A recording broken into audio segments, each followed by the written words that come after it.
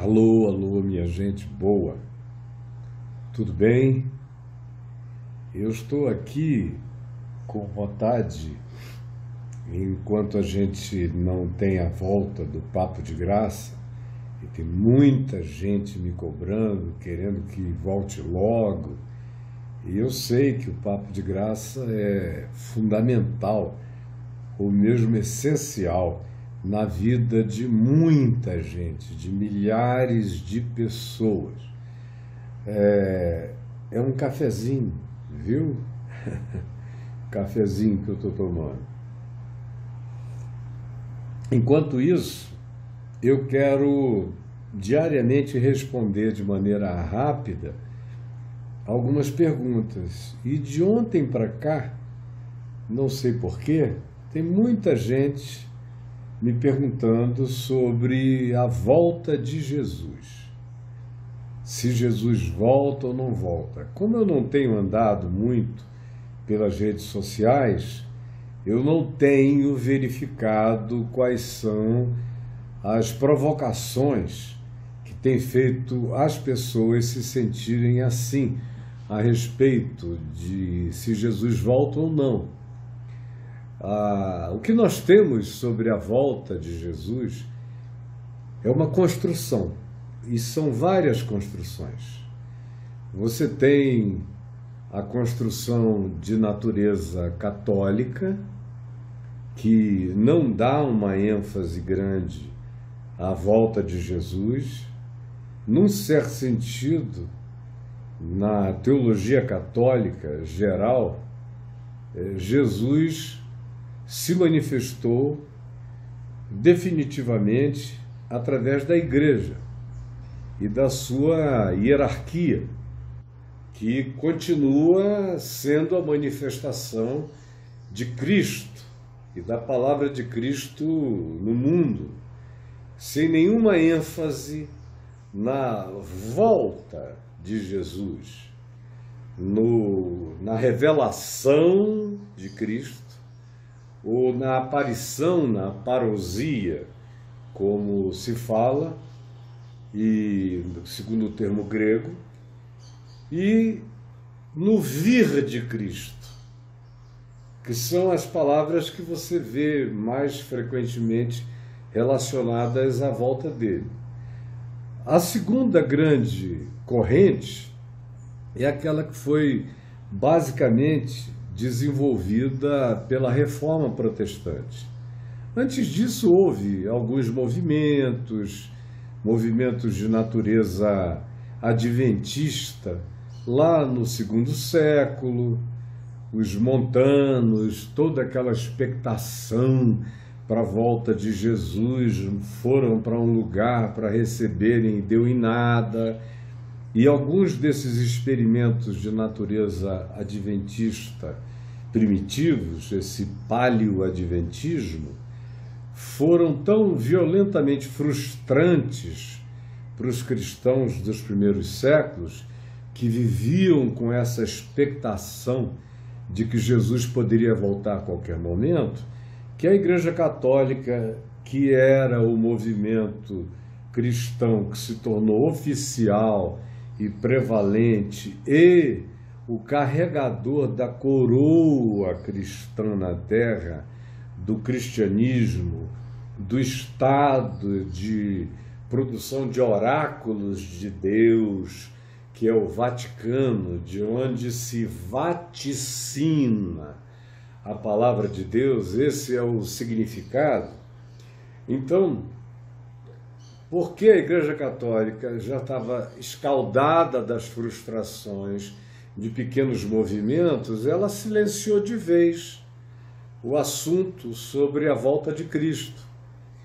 Tanto quanto também silenciou durante muitos e muitos séculos, até o meio do século XX, qualquer assunto relacionado a dons espirituais, porque houve tanta confusão de dons espirituais desde o primeiro século, que aqueles que eram as autoridades e foram se tornando as autoridades oficiais do cristianismo do quarto século para cá, tiraram essa pauta de vez a respeito de que fosse um tema importante para a vivência comunitária da igreja. E aí você tem dois temas acumulados e que começaram a ser recuperados pela Reforma Protestante. Um é a volta de Jesus, que para a Reforma Protestante ganhou muito mais nos primeiros 2 séculos o desenvolvimento relacionado àquilo que se veio a definir como uma perspectiva de cristianização da história e de pregação do Evangelho, criando uma espécie de milênio de paz produzido pela Igreja. Mas Cristo mesmo não voltaria. Seria algo que a Igreja implantaria na maior parte das percepções escatológicas reformadas, protestantes. Era isso que você encontrava. Nos últimos 180, 200 anos, começou a se desenvolver algum outro tipo de escatologia que acabou se tornando a mais prevalente no seio da chamada igreja ou do cristianismo no mundo, que foram as correntes criadas pelas tendências puritanas e depois pentecostais. Quando o puritanismo reformado foi se transformando em avivamento e o avivamento foi se transformando em pentecostalismo, o que aconteceu é que houve o desenvolvimento de uma estrutura cronológica para a volta de Jesus. E isso ganhou o mundo. Por exemplo, nos anos 40, no fim da Segunda Guerra Mundial, quando Israel, depois de viver o Holocausto e ter 6 milhões de judeus mortos nos campos de concentração nazistas, o que é inegável, só um idiota negacionista que tem a coragem de negar que a morte seja real, morrer seja real. Só um cara que chega e diga: não, ninguém morre, morrer não existe. Mesmo com o pai dele, a mãe dele, ele próprio morrendo, os filhos, ele tem a coragem negacionista de negar o fato da morte. Só um cara, só uma pessoa com esse tipo de doença cognitiva, negacionista, que pode vir a dizer que não houve holocausto de judeus. É algo tão patético que provoca raiva, que provoca ira. É uma manifestação, talvez a pior manifestação dessa era pós-verdade que nós estamos vivendo no século XXI. Embora o que eu estivesse dizendo é que no final da Segunda Guerra Mundial, quando nós chegamos a 1948, com ninguém querendo os judeus consigo na Europa, ninguém queria, o que a recém-criada ONU, ou Nações Unidas, decidiu é que os judeus podiam tentar voltar para a sua terra original, a terra de Abraão, de Isaac, de Jacó, dos seus patriarcas, das histórias bíblicas, e que eles podiam tentar. Se eles conseguissem vencer os árabes que estavam lá, desde que eles saíram e foram expulsos, na sua maioria no ano 70, pelo general Tito, pelo Império Romano, e peregrinaram praticamente 2000 anos pela terra, especialmente pela Europa, foi o lugar onde eles mais se adensaram. Depois houve outros lugares, Estados Unidos e tal, mas a Europa, a antiga Rússia, foram os lugares onde os judeus mais se estabeleceram. Quando aconteceu o Holocausto e eles não tinham para onde ir, ninguém queria ficar com o abacaxi do remanescente judaico, disseram, olha, vão. E eles foram, atravessaram a barco. Milhares morreram na travessia.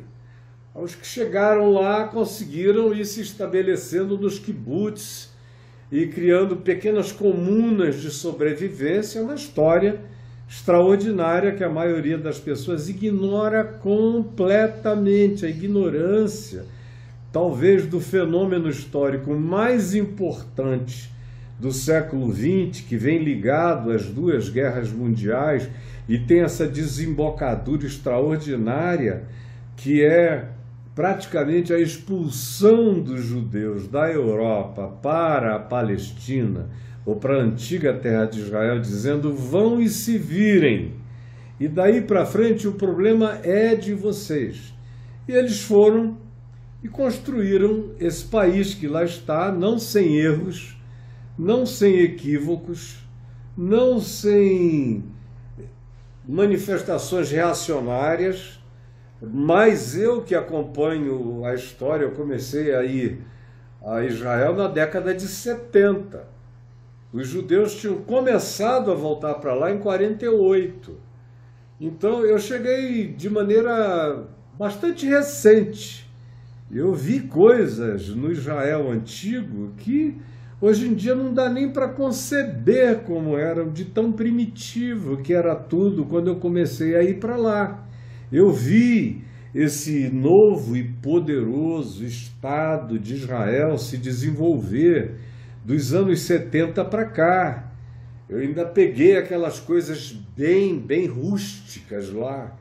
E o que havia era uma militarização de tudo e de todos, porque cada cidadão tinha que ficar pronto para a defesa do país. Então, homens, mulheres, praticamente crianças de uma certa idade para cima, já estavam todos num processo de treinamento de sobrevivência. E os kibbutz e os moshavs, que eram que existiam, hoje em dia são uma quantidade enorme de empresas sendo criadas com tecnologia de ponta. É um dos países mais desenvolvidos da face da Terra, com um dos exércitos mais preparados do planeta, e é um mau negócio para qualquer país querer comprar uma briga com Israel. Mas eles chegaram a esse ponto com muitos acertos e com muitos erros. E isso tem a ver com o Estado de Israel. Não tem a ver necessariamente com o povo judeu, nem tem a ver necessariamente com o povo de Israel, que está espalhado também pela terra inteira, e é uma diferenciação que pouca gente sabe fazer entre o Estado de Israel, os judeus, o judaísmo e o povo de Israel. Tem povo de Israel que não tem nada a ver com o judaísmo, e tem povo de Israel que não tem nada a ver com o Estado israelense. Mas você tem que ter uma determinada experiência local ou cultural para poder aprender essas diferenciações. Os crentes não sabem essa diferença. Para eles, qualquer coisa que diga a respeito a Israel, ali na Palestina, é a mesma coisa. E quando chegamos a 48, que Israel atravessou o Mediterrâneo por conta própria, sem ajuda nenhuma, e teve que lutar nas praias e morrer até conseguir estabelecer em seus primeiros núcleos de defesa. Para continuar, houve, voltando ao assunto proposto por alguns para mim, houve um recrudescimento da ideia da volta de Jesus. Aí você me pergunta, por quê? O que é que os judeus, voltando à terra de Israel, tinham a ver com a volta de Jesus? É que Jesus disse, está escrito no Evangelho de Lucas, muito claramente, que Israel seria dominada, Jerusalém seria pisada pelos gentios, ou seja, por todos os povos que não eram judeus, até o fim dos tempos. Então essa era uma profecia que estava lá há 2000 anos parada, porque os judeus não queriam nem voltar para lá. Hitler foi um demônio, um anticristo, que fez um favor extraordinário a Israel. Foi o preço monstruoso pago pelos judeus, que foi o Holocausto, para que, enfim, não tendo mais lugar seguro para eles na Europa nem no mundo todo, eles corressem o risco de atravessar de novo o Mediterrâneo para tentarem se relocar na terra das histórias bíblicas e dos seus antepassados, que foi o que aconteceu com quase 2000 anos de intervalo. Pois bem, isso provocou um avivamento no meio cristão, especialmente de natureza dispensacionalista, que são aqueles que desenvolveram uma escatologia bastante baseada naquilo que se entendia que seria a montagem, uma espécie de teologia escatológica sistemática da volta de Jesus, aonde se pegava um pedaço de um texto de Daniel 9, se juntava com um pedaço de uma fala de Jesus em Marcos ou em Mateus sobre o abominável da desolação, que se juntava com o que Daniel dizia sobre o Filho do Homem, essa figura, o ancião de dias e o Filho do Homem nas nuvens dos céus, e que se misturava com os ecos do livro de Enoque, que os pentecostais não conheciam de jeito nenhum, não conhecem até hoje, mas que é mencionado pelo apóstolo Judas no Novo Testamento. Judas, o irmão de Jesus, quando diz, como disse Enoque, o sétimo depois de Adão, eis que vejo o Senhor voltando com suas santas miríades, tomando vingança contra todos aqueles que desprezam o Evangelho, enfim, uma citação. E a isso, misturado com Daniel, e agora, com a volta de Israel para a Palestina, e considerando outras profecias, como Zacarias, que diz no capítulo 13 que naquele dia estarão os seus pés sobre o Monte das Oliveiras, o qual se fenderá ao meio, para o Oriente e para esse Ocidente, de onde procederão águas.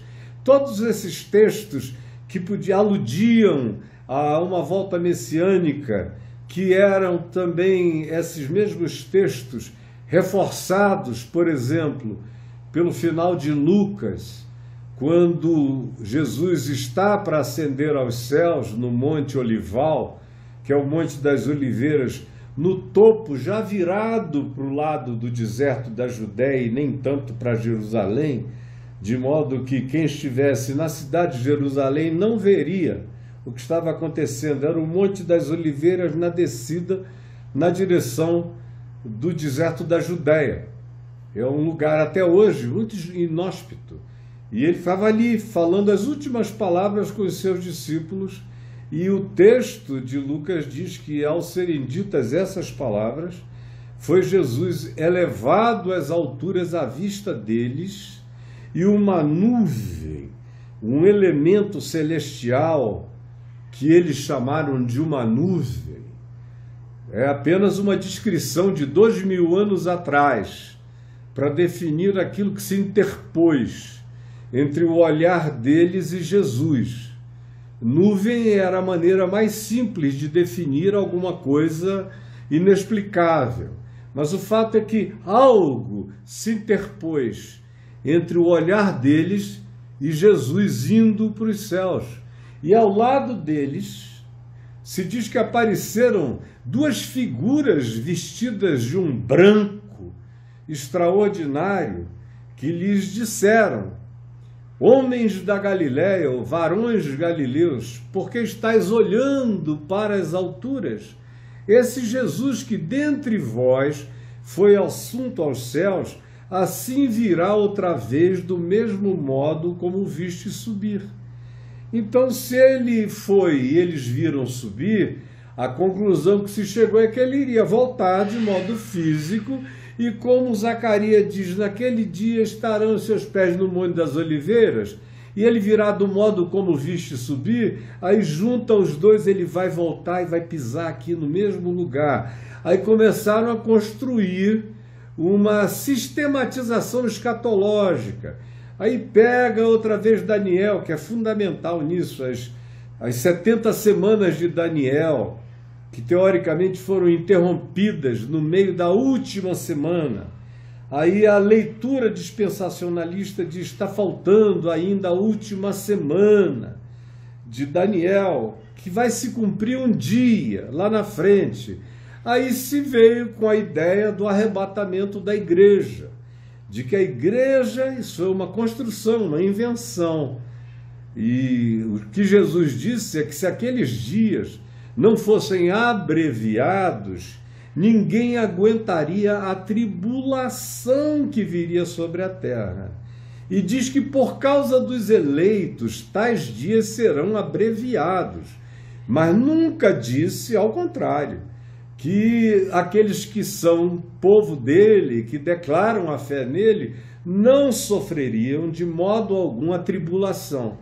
Mas essa teologia surgiu nos Estados Unidos, e é uma escatologia americana, e conquanto tenha tido raízes originais na Inglaterra, viajado por outros lugares, foi nos Estados Unidos que ela ganhou a sua mundialidade, a sua universalização, e se tornou uma escatologia prevalente. E o pentecostalismo a implantou no mundo inteiro, de modo que na igreja, quase que de modo geral, a interpretação é essa: a igreja vai passar pela metade da tribulação. Quando ela estiver na metade da tribulação, Jesus vai voltar só para a igreja. E os que são dele ouvirão esse chamado celestial e serão arrebatados num abrir e fechar de olhos, e irão ao encontro do Senhor nos ares. Aí eles também criaram uma teologia para dizer que uma vez que essa igreja seja arrebatada da terra, o Espírito Santo sai do mundo. Então ninguém se converte mais. Não tem mais conversão. Sem Espírito Santo não tem mais conversão. O diabo fica solto na terra, a tribulação comendo rasgada, aquele monte de crentes que não creram nessa teologia, ou na volta do Senhor, conforme definido pelo dispensacionalismo pentecostal, ficarão, ou crente que vai a cinema, crente que dança, crente que bebe, crente divorciado, todas essas coisas faziam parte. Todo mundo que não fosse um ermitão pentecostal com cara e piedade brejeiras seriam deixados para trás. E o que mais caracterizou esse tempo foi um disco chamado A Última Trombeta, que estava na moda nos anos 60, início dos anos 70, que imitavam uma espécie de George Orwell sobre a invasão dos mundos. Foi algo que se inspirou na invasão dos mundos, falando do arrebatamento da igreja. E aí seria levada e o caos se instalaria, aviões caindo, trens descarrilando, carros em acidentes nas estradas, o mundo se infernizando e os crentes levados daqui para o bem bom, e fica aqui só o inferno. Aí depois desse período, Jesus voltaria com seus anjos e com essa igreja melhor, essa igreja triunfante que foi arrebatada, juntamente com os outros santos da história. Todos os crentes da história humana voltam com o Senhor, aí se implanta um milênio, 1000 anos de governo de Cristo na Terra. Imagina só, eu estou aqui, de acordo com essa teoria, e Jesus está em algum lugar, provavelmente em Jerusalém. Sentado lá em Jerusalém, há uma outra condição sine qua non para Jesus voltar, de acordo com essa escatologia criada pelo dispensacionalismo pentecostal e que ganhou a densidade cronológica que ela tem no século XX. Jesus estaria sentado no terceiro templo. Primeiro, Salomão construiu, o segundo foi Herodes o Grande, destruído pelos romanos, e aí teria que se destruir a mesquita de El-Aqsa e o Domo da Rocha, que está em cima do lugar onde era o antigo templo de Israel, o que, sendo derrubado e destruído, já causaria a Terceira Guerra Mundial, ato contínuo. Mas eles creem assim. Eu já perguntei isso ao rabino-chefe do Muro das Lamentações em Jerusalém, que é uma das figuras rabínicas mais importantes de Israel, talvez a mais importante. Eu fiz uma entrevista com ele, que está gravada aí, tem uns 10, 12 anos, e perguntei várias coisas, dentre elas essa aí. E ele disse, eu não vou fazer afirmações, mas tudo pode acontecer quando se trata da volta do Messias, que obviamente para ele não é Jesus, é uma outra figura que eles estão esperando. Então, essa expectação existe. E existe mais entre os crentes do que entre os judeus. O que é interessante é que os judeus me dizem em Israel, desde os anos 70, que eles não conhecem gente mais fanática acerca de escatologia relacionada à volta do Messias do que os crentes pentecostais.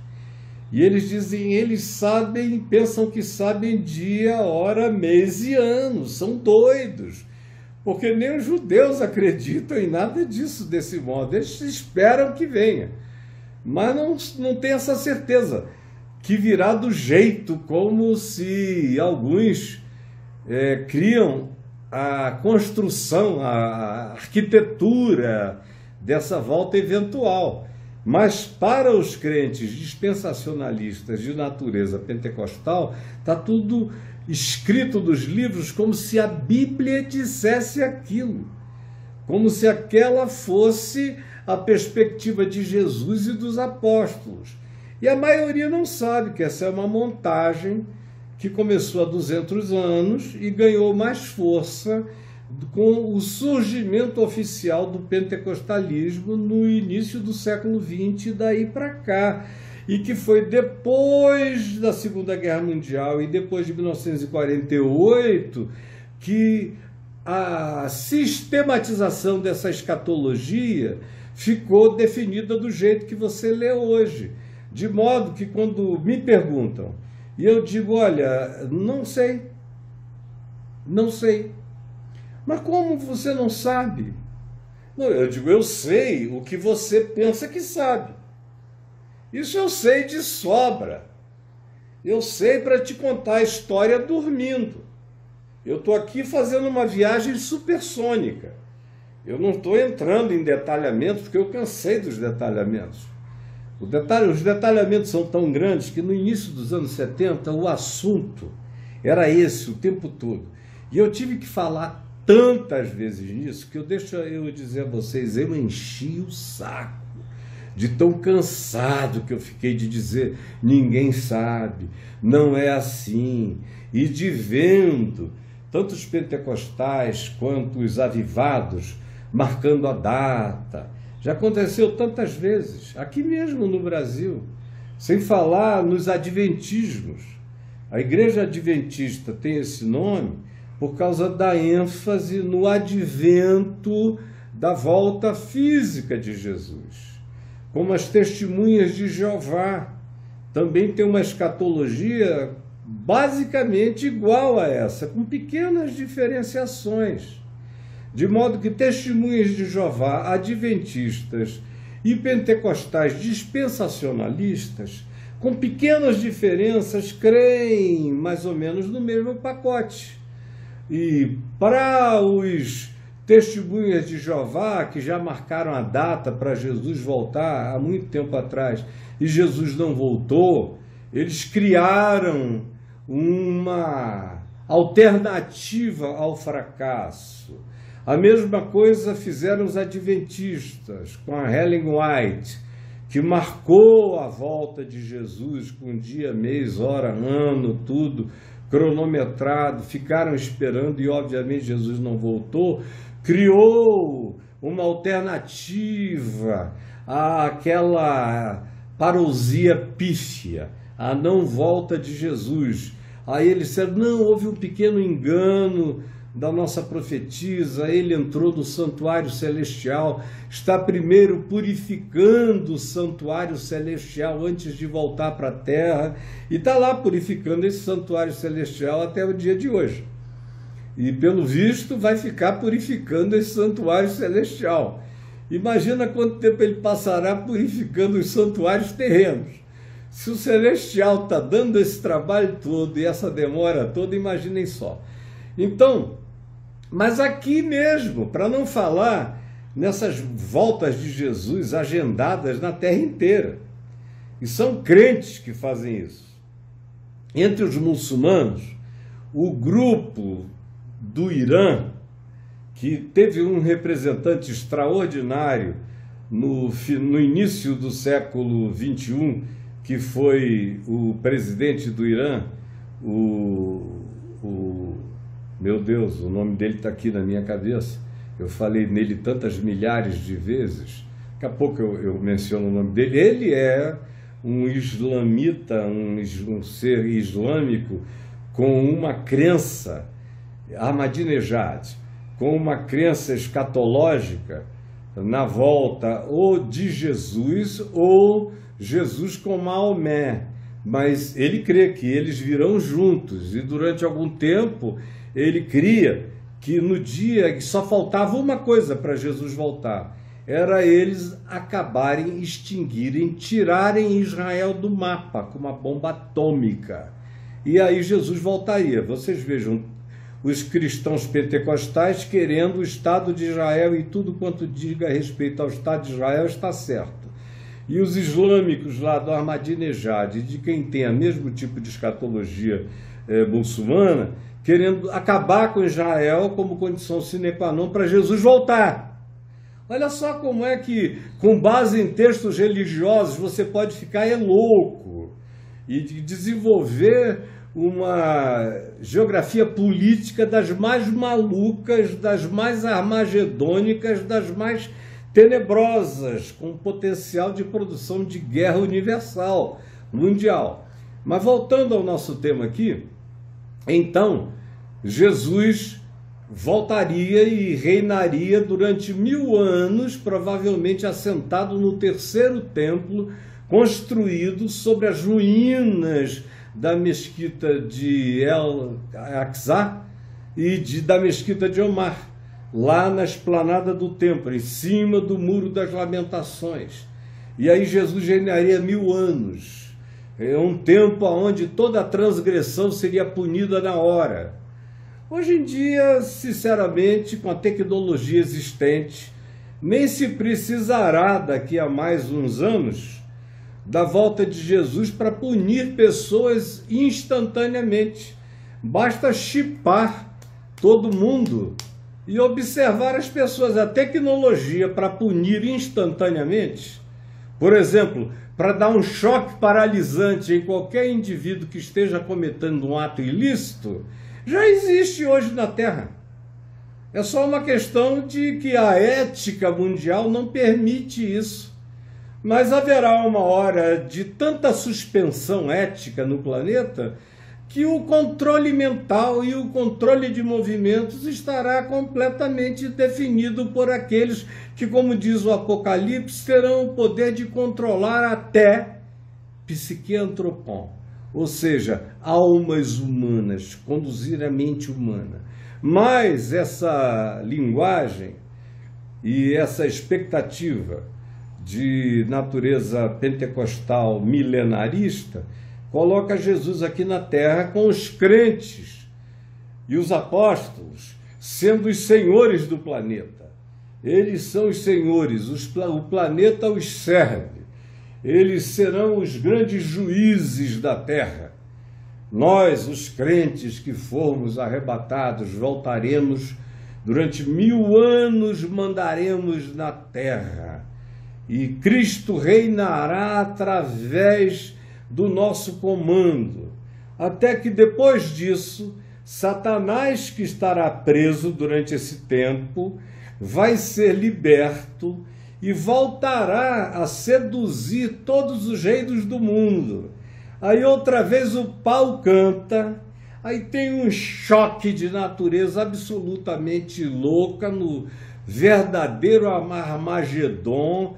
Provavelmente o texto de Ezequiel, nessa hora, seja evocado, aquele texto que diz que acontecerá algo tão estupefaciente, que será uma guerra de uma natureza nunca vista antes, que o globo ocular vai apodrecer-se dos olhos e a língua das pessoas vai ficar podre e elas vão se desintegrar, vai ficar apenas a ossada nos campos de Jezreel, lá onde começa o Armagedon, naquela região toda que se estende do Armagedon, do início da Alta Galileia até o Mar Mediterrâneo, que é uma área que foi usada para guerras. Por isso, durante milênios a área foi usada para guerra por todos os grandes imperadores e faraós egípcios,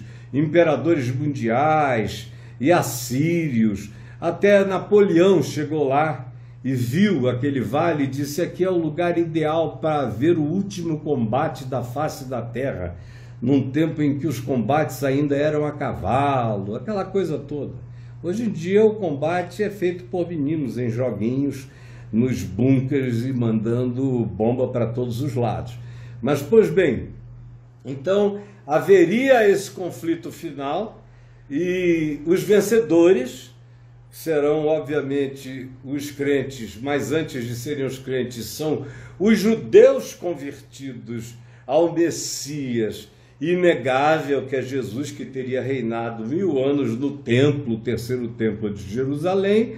E aí, então, uma vez feito isso e enterradas essas pessoas, eles não descrevem com detalhe o que acontecerá, mas haveria, então, a chegada dessa nova Jerusalém, que vem dos céus e que baixa sobre a terra, como uma espécie de nave-mãe poderosa, enorme, imensa, e provavelmente, de acordo com a cronologia desse pentecostalismo escatológico, repousaria sobre a Jerusalém velha e a cobriria. E você tem, então, ali a ideia da nova Jerusalém, com 12 portas, aberta para todos os lados, e o rio da vida. Eles não explicam o que Pedro diz e o que outros apóstolos dizem, que essa terra, que aqui está entesourada para fogo, e que ela será completamente destruída. Só depois disso, e é um assunto pelo qual eles passam batido, porque não interessa, só depois disso é que viria novo céu e nova terra, no qual habitam justiça, dando a entender que o cataclismo que vai envolver essa terra e esse planeta, talvez o sexto grande e definitivo cataclismo, porque a gente já teve alguns outros na história desses 4,5 bilhões de existência do planeta Terra, houve cataclismos indizíveis, houve milhões de anos em que a vida se refez de uma maneira melhorada e tudo mais. Então, mas como eles não creem nesses processos de evolução, eles só creem nessa história que teria começado há 5.700 e poucos anos atrás para cá, é um estreitamento de cabeça extraordinário, que não dá nem para conversar, mas esse é o pacote fechado, e daí para frente a gente reina, os crentes mandam na terra. No entanto, como Jesus está demorando muito a voltar, o pessoal cai na tentação, sempre caiu. O que está acontecendo agora entre os crentes do Ocidente, porque os crentes do Oriente da Terra pensam diferente, agem diferente, mas os do Ocidente, que têm o seu trono de poder nos Estados Unidos da América, e tudo que acontece, por exemplo, na América Latina e na África, que é onde o cristianismo ainda cresce, porque na Europa a situação já é pós-cristã. E mais da metade do mundo, muito mais da metade do mundo, não tem nada a ver com o cristianismo. A Índia, as maiores populações da Terra, a China, boa parte da chamada Rússia e os países da antiga União Soviética tem lá o seu cristianismo oriental para consumo cultural, mas sem nenhum tipo de avivamento, expectação do Evangelho. Ao lugar onde o Evangelho puro e simples melhor cresce na Terra hoje em dia é no Irã, onde ninguém pode nem abrir a boca, mas mostrando que o verdadeiro Evangelho não precisa de cristianismo, de rede social, de nada disso. Isso é só um fenômenozinho aqui dos últimos anos, das últimas décadas e do Ocidente planetário influenciado pela sociedade americana. Lá no Irã, a igreja está crescendo a uma taxa de 20% ao ano em silêncio, sem ninguém saber. Aquela fé original no Evangelho primitivo está acontecendo no Irã de maneira linda e, graças a Deus, nenhum crente pode ir para lá e abrir a boca sobre isso, senão é morto. Só está crescendo desse jeito porque é nas catacumbas, é na base da sinceridade absoluta, e não nessa zona do cristianismo que a gente tem no Ocidente da Terra. Mas o que vem dos Estados Unidos sai rasgando, influenciando toda a América Latina. Na América Latina, o maior influenciado é o Brasil, e o Brasil é o grande influenciador também do resto da América Latina, devolve a influência de maneira aculturada, essa escatologia e essa expectativa de poder e de governo para o resto da América Latina e para a África também. E não é só de agora. Os cristãos sempre tiveram, durante esses 1.700 anos de cristianismo, do quarto século para cá, do imperador Constantino para cá, sempre tiveram essa vontade de que, se Cristo não vem, a gente toma o poder e a gente governa. Se Jesus vier, que volte logo. Porque se ele demorar muito a voltar, a gente toma o poder e a gente governa por ele e a gente faz as coisas acontecerem. O que você está vendo, por exemplo, acabou de ver nos últimos anos aqui no Brasil, e ainda continua intensa e fortemente, é esse espírito. Você veja que não tem mais ninguém pregando nas igrejas sobre a volta de Jesus. Me diga, você que é pentecostal, ou você que frequenta uma igreja de escatologia sistemática pentecostal, qual foi a última vez que você viu ou ouviu alguém pregar, no mínimo meia hora ou uma hora, uma mensagem que tente dizer alguma coisa sobre a esperança da volta de Jesus, que não seja só uma confissão quadrangular, como a da igreja quadrangular, que é baseada em 4 fundamentos: de que Cristo morreu pelos nossos pecados, ressuscitou, foi para o céu, Jesus ressuscitou, batiza com o Espírito Santo e vai voltar. Ele morreu pelos pecados, ele ressuscitou dos mortos, ele batiza com o Espírito Santo e ele vai voltar. Isso, na igreja quadrangular, era falado em cada culto, pelo menos essa fraseologia que define o espírito quadrangular dessa confissão. Mas nem mais isso acontece. nem nas igrejas do Evangelho Quadrangular. Nas pentecostais, onde a pregação sobre a volta de Jesus era praticamente dominical. Quando eu me converti, era dominical. Era na escola dominical, de manhã, era nas congregações, era na pregação nas praças, era nos cultos da noite, era sobre isso que se falava recorrentemente. Quando foi a última vez que você ouviu? Você não ouve mais, porque essa geração inteira foi esvaziada da esperança da eternidade. A chamada teologia da prosperidade fez com que a esperança cristã se vinculasse exclusivamente ao horizonte imediato, às coisas desse mundo. As coisas desse mundo.